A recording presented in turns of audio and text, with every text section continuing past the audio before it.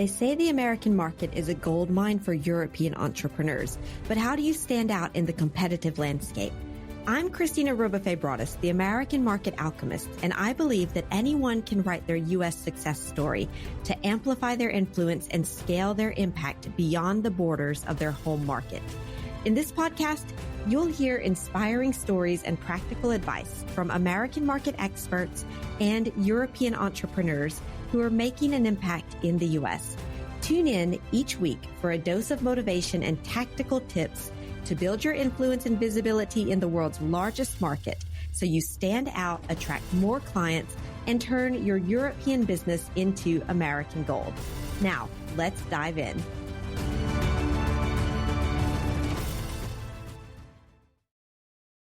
Welcome back to the American Market Alchemist. Today, I'm very excited because I have on the episode today James Donovan, who is from 92 Media. They help firms add an additional $40K of revenue within 6 months using LinkedIn. James is based in Canada. James, you're Canadian, right? Yep, that's right. All right. Awesome. Great. Welcome to the podcast. Very excited to have you on because I love LinkedIn as a tool for lead generation. And when I saw that that's one of the things that you do, I was like, I've got to get him onto this podcast because the listeners of this podcast are also using LinkedIn a lot for their lead generation in the North American market. And so I'm really excited to really dive into this topic with you today and probably learn some things for myself also. So this is kind of I'm doing it for my audience, but I'm also doing it for myself. So awesome. Yeah. Thank you so much for having me. I'm excited to dive into it.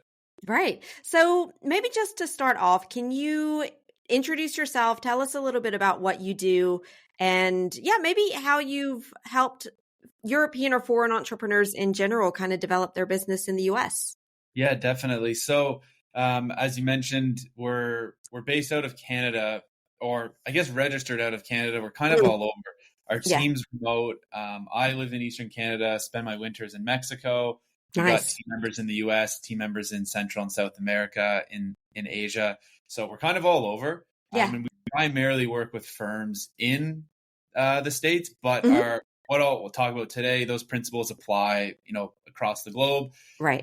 For B2B. And what it is we're doing is helping firms generate leads from their personal profiles on LinkedIn, using cold outreach, using Sales Navigator to get in front of decision makers who have the budget and can afford their services. So we're more about the quality versus quantity play. You can go run ads and get a pile of leads, name, phone numbers, emails. Anyone can do that. But we're more in the business of let's get our clients speaking to someone who we know has the budget. They have a problem they've admitted and they're ready to speak to them. Right. Yeah. And I think that's important. The whole quality over quantity, question. I see a lot of, just advertisements for things like, you can automate everything and send, we'll scrape all this data and we're going to send out 10,000 messages. I'm like, I don't want you to send out 10,000 messages a day. I want you to send like 10 very highly qualified, personalized messages a day instead.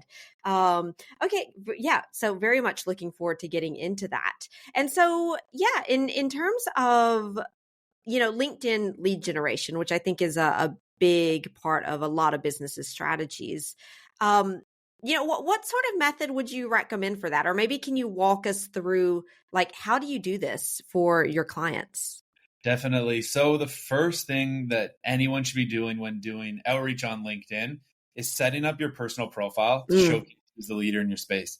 You need to think of your personal profile as like your sales landing page. You need to have authority shown on that page before you do anything, because everything else is going to struggle if your profile is not set up properly. So have a professional cover photo, have your information on how people can get in touch with you. So many people miss the mark on this. Have your email, have your phone number. What's your call to action? A lot of people hide their information on LinkedIn, but it's like I'm there to attract and have conversations. Like, make it easy for people to get in touch with you. Your About Us section should be really quick about who you work with and the problems you solve. And then the featured photo section, it's below the fold, but I really like putting in testimonials, case study results in there. So as someone's scrolling through, they see a huge there's a ton of social proof that's there to Yeah. back up the profile. Right. Yeah. From Yeah. Yeah. there, or Mhm. sorry, No, I was going to say, yeah, I think you really have to think of your LinkedIn profile. I think some people think of it as it's like, oh, it's my online resume. I'm like, no, it's your portfolio and your sales page for you. So yeah. it's basically your online business card that can do way Mm. more than a piece of paper in someone's Yeah. wallet. Yeah, exactly. And and they can come in and they see updates and things that you're talking about and posting regularly. So, um, very interesting, very interesting. And I'm just curious because if I remember correctly, you've worked with clients. You've both with American clients, but also you've worked with some non-American clients, let's say. Yep. Do you see any major differences when, let's say, and I don't know, maybe there's not a huge difference. If somebody's coming to you because they need help, maybe there's not a huge difference between the mistakes an American is making and the mistakes that a non-American is making. But I don't know. Is there, or you tell me? I haven't noticed a ton. We don't have an insane amount of Mm, history working with right. business based out of Europe. Yeah. We worked with a handful out of the UK, and Mm, to be honest, again, a lot of it's the same principles, right? Just yeah. reach out to someone, try to agitate their pain, and Mm, then have a call to action. Do that within 2 to 3 sentences to make it look very personalized and short. If mm, someone can read the message as a preview on their phone, your message is the right length. If they have to hit see more or open, mm. your message is too long and you're going to lose the audience's attention. Very, very good point there. And I think especially, because I live here in France and I work with a lot of European companies and entrepreneurs. And I feel like maybe that is a difference in communication. Like what you just said, you're like, it has to be super short. Whereas I feel like here, I would say kind of classic approach is like we need to make it longer so that there's more information and more background and more detail. And I think that can be a big intercultural communication difference is when you're going into the North American market, shorter is better, in fact. Yeah. Yeah. Well, it's thinking outside the box a bit and putting yourself in your prospect's shoes. If you're sending that message, just think about how many messages you get in general. So Mm, yeah, you want to think your message is going to stand out, but it probably isn't right. because you're getting 20 other messages that day. So how do you stand out from the crowd? Don't do what everyone else is doing. And what I was speaking about on a recent podcast on how to try to build out messaging and what to look for is really just reverse engineer. Like whatever you see come through Mm, your inbox that really makes you cringe or get upset or just like hit delete or spam, yeah. completely do the opposite of that. Right. Don't do that. Right. Don't do that. And then that alone will help you stand out from the noise. Very interesting. And yeah, speaking of like tips and things like that, what would be some, I don't know, secret tips or just good tips that you would give to somebody that's going to help to make their LinkedIn profile stand out? Yeah. One thing that we've tell all of our clients that we've put in, we've had it for a couple of years now, is the pronunciation section on your Mm, profile. So a lot of websites or especially on LinkedIn, you use this to pronounce your name and it's super boring, like on yeah. Wikipedia. Yeah. Nobody really cares about that. But if you go on the mobile app for LinkedIn, you can't do it from the desktop. So on the mobile app, Okay. you go into your settings. I forget the exact steps, but you can find it. And you Yeah. go under pronunciation. You have about 10 seconds of real estate to record a Mm, message or a voice note. yeah. Use that to basically drop your tagline and introduce yourself. So when someone clicks on your page, it's not how to pronounce your name. It's 10 seconds Oh, of like right.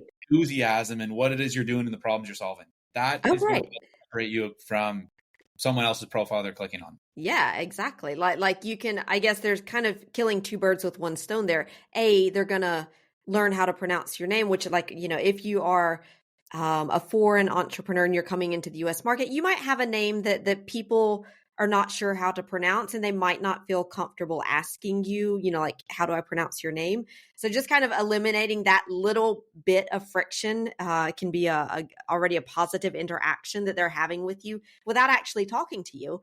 Yeah. And then, like you said, if you can, and I think that's really interesting. You've got 10 seconds and you can get like this little micro pitch or like one sentence like you said, express that enthusiasm. So maybe there's a little bit of work to do on the intonation and what you say, but how can you condense, you know, your energy, your enthusiasm, and your message into like a little tiny 10-second recording?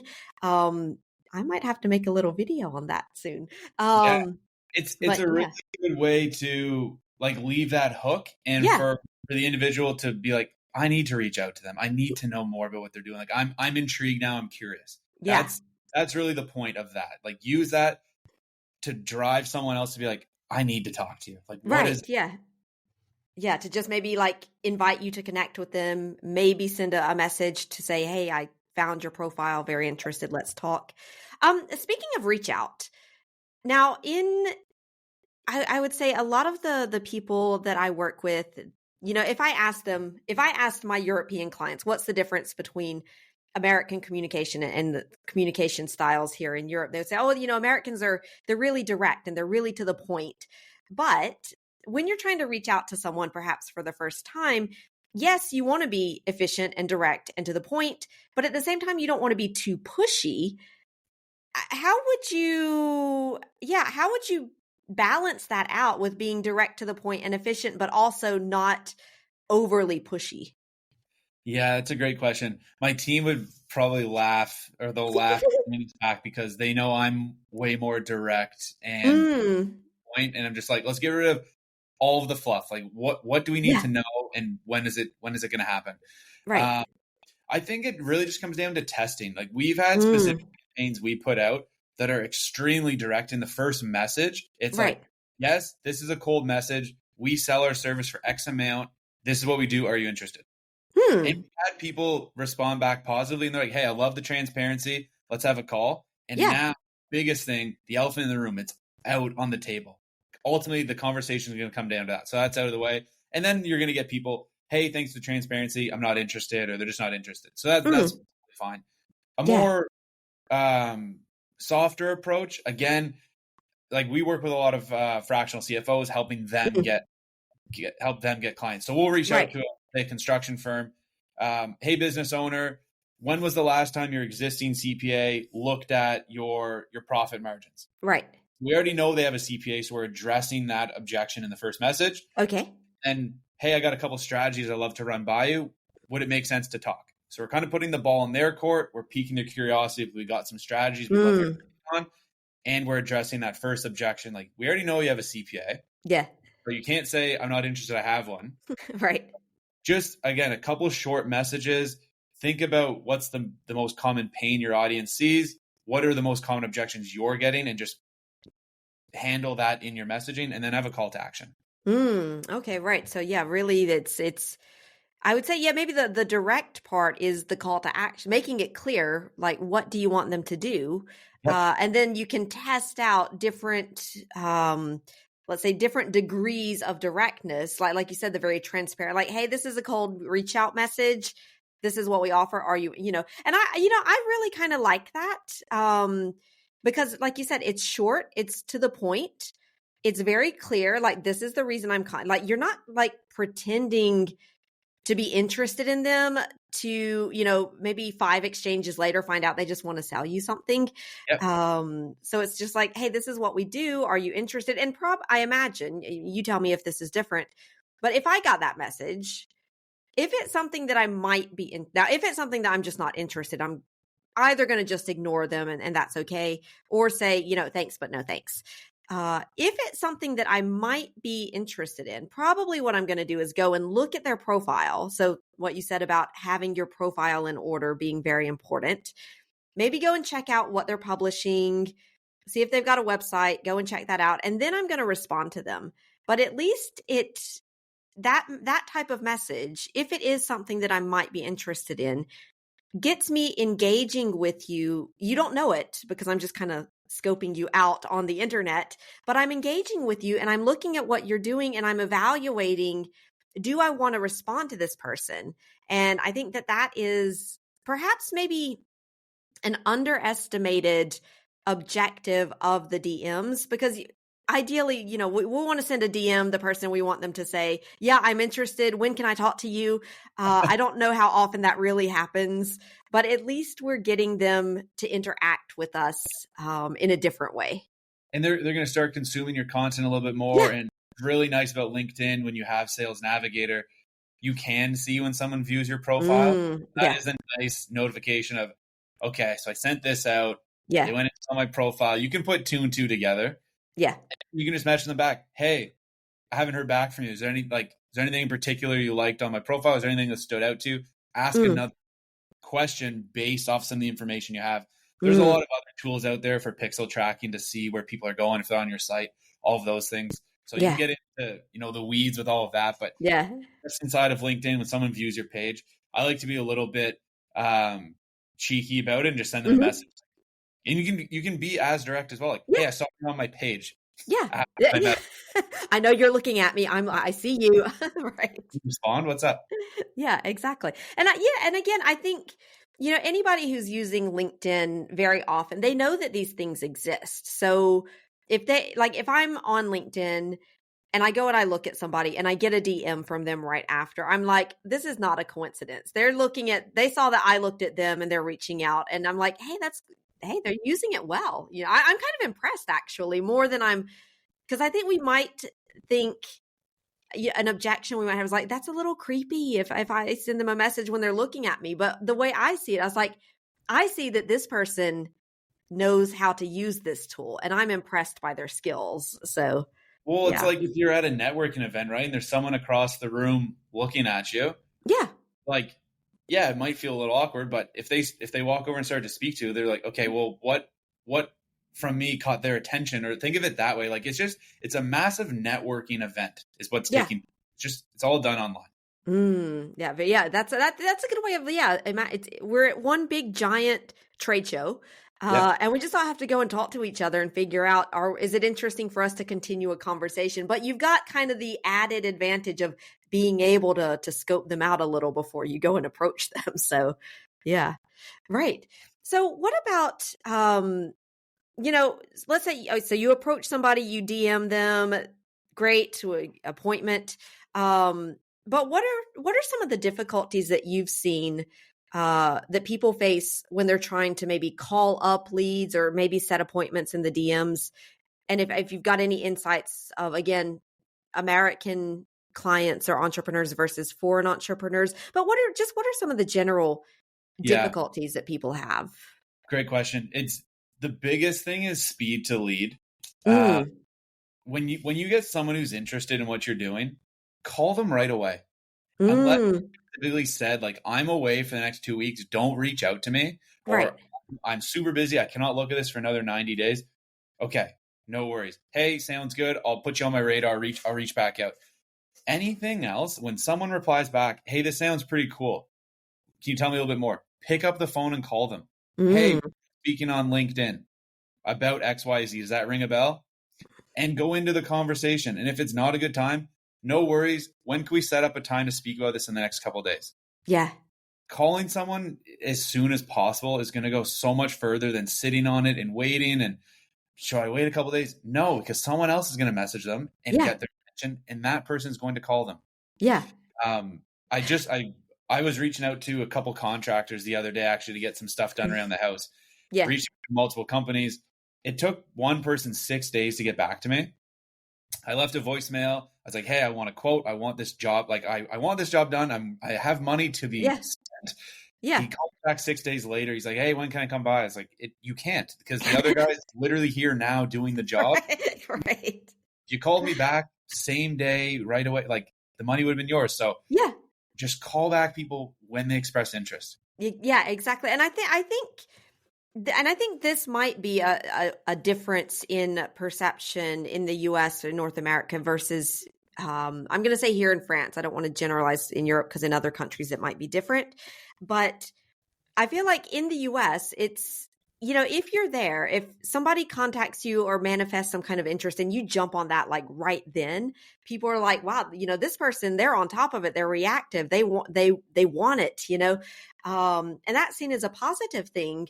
Whereas I've had people, or I've seen this on LinkedIn, somebody said, like, hey, I sent out a message saying I'm looking for, I don't know, a website designer or something.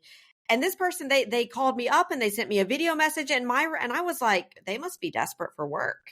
And I feel like that can be kind of a difference in perception. In fact, in the US, if you jump on that sign, that signal that somebody wants to do business with you, that's going to be a positive thing. They see you as very reactive, very, I'd say willing to do the work and to get on it and do it quickly. Whereas maybe here in France, and again, this could depend on different people, but it's like if you jump on it too soon, there might be this perception of like, oh, this person's a little desperate to get some work. I don't know if I want to work with them because it sounds like they're hungry for clients, and I don't know. But I feel like that is a difference in attitude to be aware of. Yeah. For an entrepreneur going into the US. It's like, if you see that signal, jump on it right then. Don't wait 24 hours.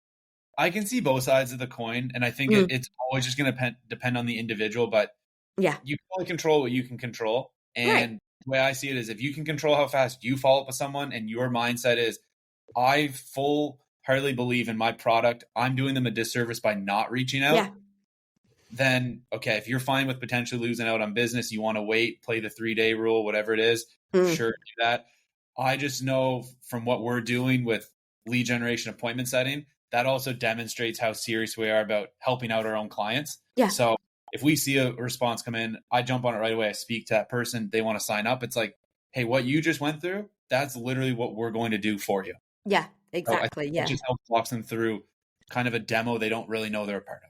Interesting. Yeah. And I feel like it is what you just said. If you see that somebody's having a problem and you know that you can help them, then you're doing them a service of contacting them as soon as possible to try to help them with their problem. And seeing it that way, I feel like is a big mindset shift that we can have when we're trying to do sales and set appointments, rather than like, oh, I need to try to come and sell this person my thing and, all that stuff.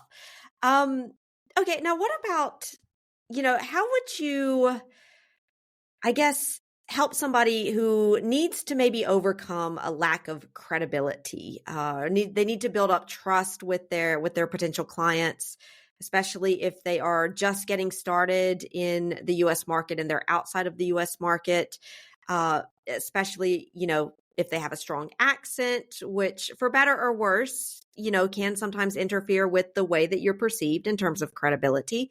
So how can they use, I guess, their online presence, their profile, all of that to really try to overcome those challenges of doing business in a whole new market? Yeah, I think social proof goes a long way. Posting that content, showing that you've done it before, showing examples of your own work, giving value first, especially if you're going into a new market. Hey, here's the thing. This is the strategy I'm using. Because the reality is, most people, you give them something to do, especially when it's free, they're not going to do it because there's no accountability tied to it. If they bought into something, they're more likely to do it. If it's free, they're not going to do it. So don't be scared to share your secrets. Like, no one's really going to take anything and reinvent your business. Yeah. A brand new market, some things I've seen people do when getting started, you could reach out to people and, again, just be super transparent. Hey, look, I've done this for companies all across Europe. I'm breaking into the US market. I would love to offer this to you for free or at a significantly discounted rate in return for a testimonial when you're happy.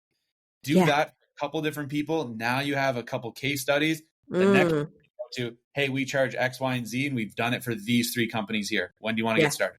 Right. Yeah, exactly. And I feel like having, like you said, start off with the credibility you've got in your home market, use that to approach a couple of U.S. clients. And like you said, offer it at a discounted rate, but, I think what they call market penetration pricing, drop your price in order to get into the market, get those testimonies. And then you can go and get other American clients and be like, look, we've worked with these other clients just like you. And that, I feel like that's a great tip. Right. Other question is, I would say we talked a little bit about the question of having a strong accent and things like that. And as long as you're interacting over LinkedIn, that's not a problem. But when you start maybe trying to cold call or call up people and try to get appointments, that can be a little challenging, especially English is not your native language. It's on the telephone, accent, et cetera. For you, so you guys, this is a service that you do. Like you would actually call up people's clients or potential clients and try to get those appointments for them. Is that right? Yeah, that's right. Okay, right. And so what are the advantages that you've seen, based on the work you've done with other foreign clients, problems that they faced, how you helped them, any results that you could share? Yeah, so I don't know if we were doing any appointment setting for companies outside of the US, Mm, but I'd say the biggest advantage again is just the speed to lead. Like the yeah, business owners, they're busy. They're yeah. we email them, hey, you have a new lead. Like it's more so, hey, you're notified. Like there's things happening. This is exciting. Go check it out if you want. But they're not going to drop everything they're doing to call that person. So Mm, that's jump in. We call them, and then the biggest thing is having qualification questions to run that person through. So mm, if you want to be respectful of your time and who you're speaking to, like what makes a qualified appointment for you? You can definitely confirm that they are owner decision maker. If you're not speaking to the decision maker, I don't really see the point in getting on a 30-minute call mm. because that's just going to get relayed on through and lost in translation to the decision maker. You're Right. going to have someone else try to sell what you sold them, and it's a game of telephone. Yeah. Asking what their annual revenue is, putting a list of your services. So with our accounting firms, we ask people, what are you most interested in? Monthly accounting, business advisory, tax planning, etc. So we're Mm, getting people's intent from there. And then we're getting them to rank where they're currently at with their financial structure. So there's only a couple questions because we don't want too much friction, right. but it's what's going to make the most sense for someone to meet. If they're $1 less than a specific amount, if they don't want to Mm, meet with them, that's totally fine. Versus, hey, you said you're interested, let's talk, and blocks 30 minutes off my calendar. Well, right. if the call takes 2 minutes and you find out it's not a fit at all, and you could have figured that out before, now you have 30 minutes wasted in your day. Yeah.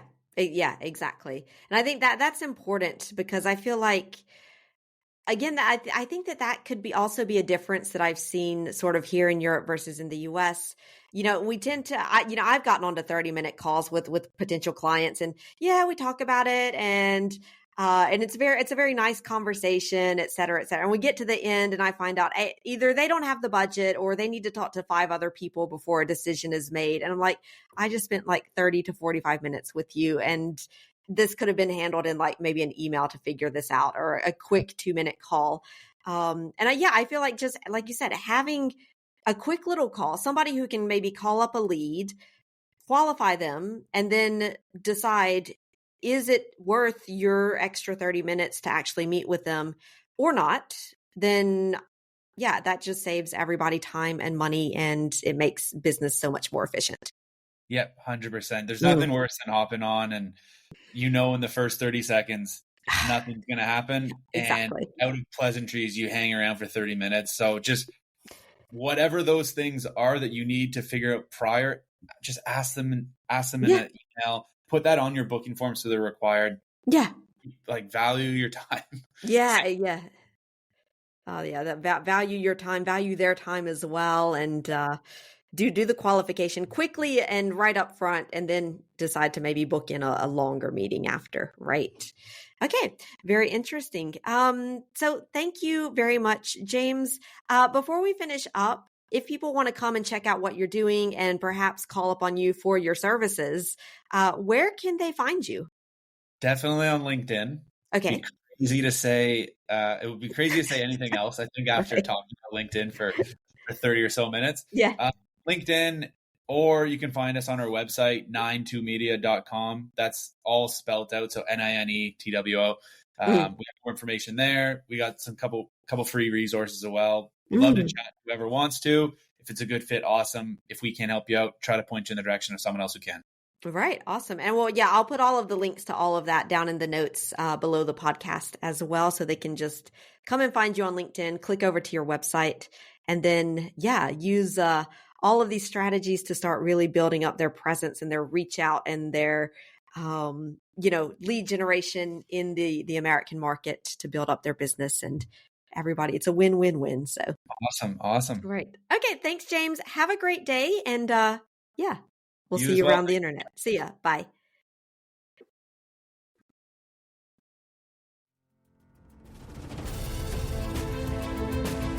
Thanks for listening to the American Market Alchemist podcast. If you're ready to amplify your influence and scale your impact in the U.S. market, become a member of my newsletter community. You'll get weekly tips on LinkedIn strategy, personal branding, and digital marketing to write your U.S. success story. The link to get the newsletter is in the show notes. I'm Christina Ruba Febradis, and I'll talk to you next time.